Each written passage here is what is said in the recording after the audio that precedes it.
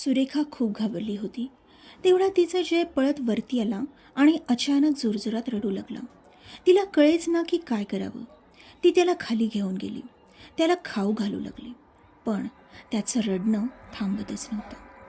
आता सुरेखा फार कंटाळली. डोक्याला हात लावून बसली. पण जय रडतच होता. शेवटी रडून रडून तो तिथेच झोपी गेला. मग थोड्या वेळाने बाकीची मुले आणि दिनेश घरी आले. सुरेखा पुन्हा कामाला लागली. सगळ्यांना जेवणं वाढवून जयलाही भरवू लागली. पण जयने जोरात हात मारून सगळं अन्न जमिनीवर पाडलं. सुरेखाला खूपच राग आला. तिने जयला एक फटका मारला आणि तिथून निघून गेली. दिनेशला तिचं हे वागणं अजिबात आवडलं नाही. त्याने जयला भरवून झोपवलं आणि सुरेखाला जाऊन सुनावलं. पण सुरेखाला आता प्रत्येक गोष्टींचा राग येत होता. सुरेखाने दिनेशकडे दुर्लक्ष केलं आणि तसंच झोपी गेली. अचानक मध्यरात्री तिला एका आवाजाने जाग आली. जयचा आवाज होता तो. तिने उठून पाहिलं तर जय काहीतरी बडबडत होता आणि वरच्या मजल्यावर जात होता. सुरेखाला पुन्हा त्याचा राग येऊ लागला. तिच्या कानात तोच आवाज घुमू लागला, मला एक जीव हवा आहे. तिने वर जाणाऱ्या जयकडे पाहिलं. तीही त्याच्या मागोमाग गेली. जय त्या रूमजवळ येऊन थांबला आणि अचानक आवाज आला, तू ह्याला देणार आहेस? तीही नकळत हो म्हणाली. तर लगेच जय वाऱ्याच्या वेगाने आत ओढला गेला आणि सोन्याचा हंडा घरंगळत बाहेर आला. सुरेखाला तो हंडा पाहून इतकं लालच आलं की तिने आपल्या जयचा सुद्धा विचार केला नाही. तिने तो हंडा उचलला आणि खाली घेऊन आली. बेडखाली हंडा ठेवला आणि झोपी गेली. दुसऱ्या दिवशी सकाळपासून त्यांचं रुटीन सुरू झालं. सर्वजण गेल्यावर ती खोलीत आली. बेड खालून हंडा काढला.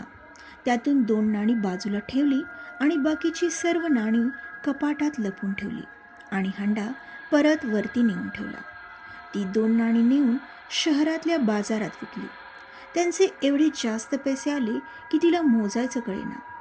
बाजारात जाऊन तिने प्रत्येकांसाठी कपडे, मुलांना मिठाई आणि खाऊ असं बरंच काही घेतलं. तरीही खूप पैसे शिल्लक होते. मग ती घरी आली. जेवणाचा छान बेत बनवला आणि मुलं आल्यावर त्यांना जेवू घातलं. त्यांना त्यांचं सामान दिलं. मुले खूप खुश झाली. त्यांचा आनंद पाहून तिच्या डोळ्यात पाणी आलं. तेवढ्यात दिनेशही आला. दोघेही मिळून जेवले.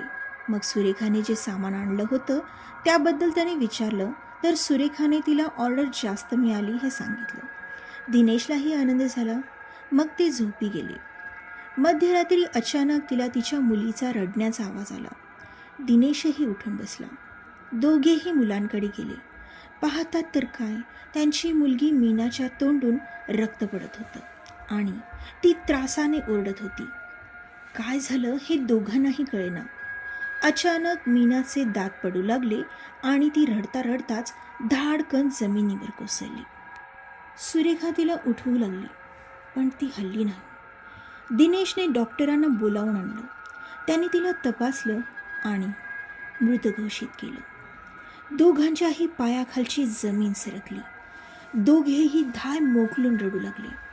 काही काळाच्या आतच सगळं घडलं. मीनाचा रात्रीच अंत्यविधी करण्यात आला. सुरेखा खूप खचली होती. दिनेशच्या गळ्यात पडून ती जोराने ओरडली आणि रडू लागली. दिनेशची परिस्थितीही काही वेगळी नव्हती. बाकीची मुले भेदरलेली होती. दोघेही कसेबसे सावरले आणि आपल्या बाकीच्या मुलांना खाऊ घालून झोपवलं. पण दोघांच्या घशातून एकही घास उतरला नाही. दिनेश आता झोपेच्या अधीन गेला. सुरेखाला काही केल्या झोप येईना.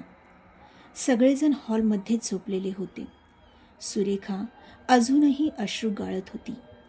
अचानक तिची नजर वरच्या मजल्यावर गेली. तिथे तिला जय दिसला.